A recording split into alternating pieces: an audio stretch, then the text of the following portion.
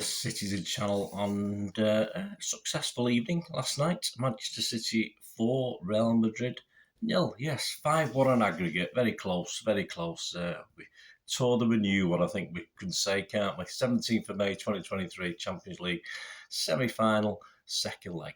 We're there again. Let's do it this time, guys. Right, this is the player rating show with, in the company of Mr. Simon Bajkowski. Well, a virtual Simon Bajkowski. We'll have a look at his scores for last night's players, and I'll add my little two pennyworth as well. And please check out my talking points show if you get a chance, a bit more detail on the match itself, etc. So be great to have you on board. If you are new to the channel, push that subscribe button, push the bell notifications, and if you are pushing buttons, if you can press that like button, be much appreciated. I'm trying to get at least 20 likes for these vlogs, so if you can get me to that figure, I succeed easily sometimes. Sometimes it's a struggle, so if you could just push that button now, that'll be absolutely fantastic. Right, the ratings, Manchester Evening News. We'll start at the beginning, shall we? We'll start at our number one, and he is our number one. Edison. Simon said, made some outstanding saves to keep City's clean sheet, including the effort from Alaba. Yeah, not too shabby from Edison last night. There was one that whether he got a hand on it, I'm still not too sure now. I've even watched it back and I still can't tell, but obviously it smacked against the bar in the first half.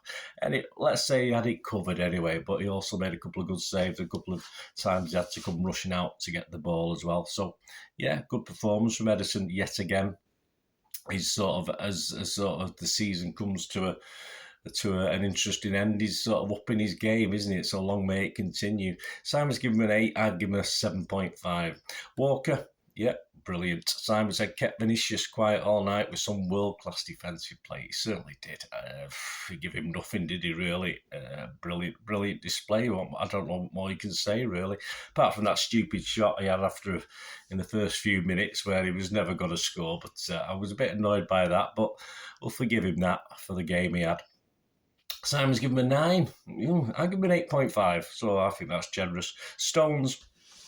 Simon said quality in defence, quality when he pushed up alongside Rodri, quality when he pushed past to be a number 8. I would have to disagree with that number 8 thing. I think he misplaced or got robbed 3 or 4 times in that more forward role. So I'd have to disagree slightly with Simon. But of course, in the other 10 roles Pep asked him to play, I thought he was very, very good. Simon's given him a 9. I'm not going to go that high, and I've had to think about it. I'm just going to go 7.5 for Stones. He was very, very good, don't get me wrong, but I think 9 is just a little bit much. As I said, as a number 8, didn't always work, but he's learning. I mean, Pep's asking big things of him, isn't he? And he's doing a great job anyway. Diaz, Simon said, even when City were on top, he was speaking to teammates to make sure it stayed that way. Commanding, said Simon. And all I had to say, really, was the wall. And that's it. I mean, he leaves the others to, like Stonesy, to push up, Akanji to push up, even Walker to push up. And he's sort of left at the back being the one-man wall, isn't he? So brilliant stuff. Simon's given him an 8. I'll give him a 7.5. Akanji, nothing got past him, said Simon. He continued his amazing season with a 3rd goal. Yeah, all right, took a big deflection, but I think he's deserved it. I mean, he deserved the goal. He was fantastic. Another great display from Akanji. We never doubted him, or we've not, certainly recently, even City fans who were picking on him at the start of the season and are not doubting him. A great performance. Simon's given him an 8. I'd have to give him an 8 as well. Rodri, Simon said, Boston midfield battle against Kroos and Modric as the Real plan to mark him out the game didn't work. It's not the greatest midfield. It's not overly mobile now with Modric there. He's 42, he's 62 or whatever age he is. All right, I know he's not that old, but he may as well be. I think he's on his last legs now, that's for sure. But he always looked comfortable. He was excellent. Rodri enjoyed it, as I said, against a midfield that couldn't really cope last night with City's intensity. Simon's given him an 8. I've given him an 8. Gundo, yeah, brilliantly busy while showing the deftness of touch in the final third that makes him so deadly. That wonderful, was it through someone's legs with a back heel? Absolutely superb.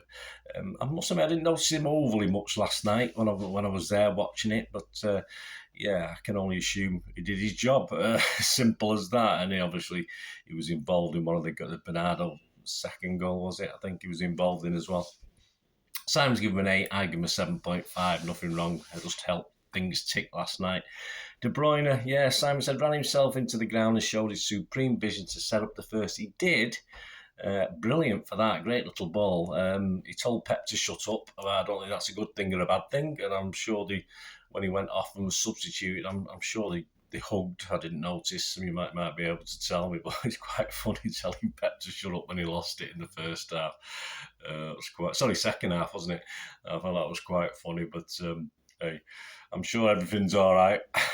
But I thought he had a quiet game, apart from that. Nothing really worked for him last night. So, I mean, Simon's given him an 8. I think that's a bit generous. So I'm going to give him a 7, De Bruyne last night. But yeah, let's hope there's no fallout from telling your boss to shut up. Sometimes there isn't. Depends how they're getting on, doesn't it? But when you win 4-0, perhaps he's entitled to. Bernardo, Simon says some rash decisions early on, but 2 goals speak for themselves as he was everywhere. Yeah, I thought he started a bit funny, not great. But then, what can you say? Of course, the great, fantastic goals. I mean, he gave the old keeper the eye on that first one, who was totally flat-footed because he thought he was going to shoot across him.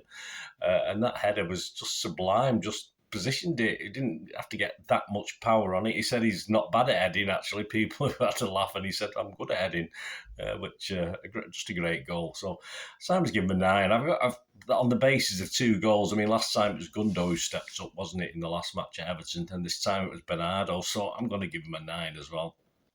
Grealish, Simon said, outstanding, one of the best games in the shirt as he terrorised Carvajal and didn't put a foot wrong. Yeah, so yeah, never looked like losing the ball. He just enjoys himself, which he's always done, but he's enjoying himself even more now. I wouldn't say he was crucial in creating too much for us, but he did win the free kicks when we needed it, break the game up when we needed it, when we were comfortable.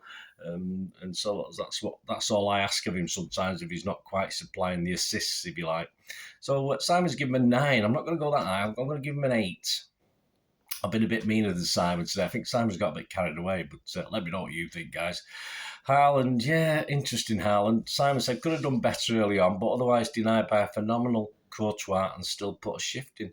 I'd have to agree with that. I think of the chances, they're not the headers. I think there's not a lot more he could have done with the headers. I think they were overly powerful, but I think I've commented before, I don't think he's the most powerful header of a ball. It depends how fast the ball hits his head, rather than him able to get a little bit of power on it. So I don't think he did anything wrong with that. The only criticism I got really is because he did have a quiet game. He was busy, of course he was, and he kept the Real Madrid defenders occupied.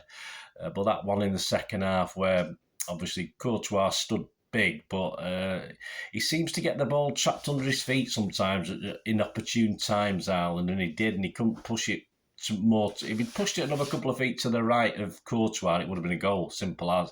But it literally give Courtois the option of getting something on it, getting a piece of his body on it. So it's a bit disappointed with that. And overall, it wasn't his greatest night again, but Simon's given him a 7. Again, I'm only going to give him a 6.5. I just thought he's got to do better. But as I said, he couldn't have really done that much better with the headers. Perhaps he could. Some people have criticised certainly one of the headers, but yeah, I'll give him a 6.5. I'm not going to say that'll do. That'll do for Haaland. It wasn't his greatest game. He'll probably admit it himself. And the substitutes, a bit too late to mark any of them, wasn't it? Mahrez for Gundogan 79. Simon said he kept the ball. He probably did. I didn't notice. I was too busy celebrating. Foden for De Bruyne on 84. He said he played in Alvarez. Yeah, he did play in Alvarez. I remember Alvarez scoring, and I'd look back, and yes, he did play in Alvarez, so all credit to him, but I was still celebrating. And Alvarez for Haaland on 89, yeah, he scored the 4th. Yeah, so brilliant, absolutely stunning. If you bring a player on in the 89th minute, he can score a goal. Hey, we'll take that all day long. But again, I was too busy celebrating. Not used, of course, Ortega, Carson, Laporte, Gomez, Lewis, Phillips, and Palmer. And the man of the match, I think the Champions League give it Bernardo. Who am I to digress? I think they were all superb last night. But yeah, if I had to pick a player, I'd pick Bernardo as well. So there you go. There you go, guys. Let me know your thoughts. Let me know your ratings. It'd be great to hear from you, or any big differences you thought. As I said, I've actually looked through some of the other independent ratings, if you like, from other papers like The Guardian and BBC, etc. And yeah, I think there's no one really much difference. I think Simon's been a bit generous in parts, but obviously Simon, even though he's a United fan, can be biased towards us sometimes, and other times, he does give us high marks when perhaps a bit too high. But I'm not going to quibble this time. Well done, Simon. Done a great job, mate, even if you are a United fan. So check out my Talking Point show, as I said as well.